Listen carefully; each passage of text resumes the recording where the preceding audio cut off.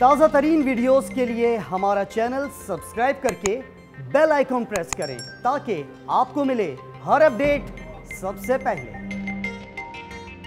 آپ بات کر رہے ہیں یہاں پر پروفیسر حافظ سعید صاحب کا بھی گھر ہے، انڈین کے وہ موسٹ وانٹیڈ بھی سمجھے جاتے ہیں، اس کے باوجود یہاں پر جو ابتدائی طور پر 2-2.5 گھنٹے تو ہو چکے ہیں، کیا آپ کو انٹرنیشنلی کوئی آپ کو ہاتھ نظر آیا کہ یہاں پر جو ہوا ہے یا لوکلی ہے؟ سب دیکھیں، بات یہ ہے کہ کوئی انٹرنیشنل ایجنسی یہ تو نہیں کہے گی کہ یہ دھماکہ ہم نے کرایا ہے۔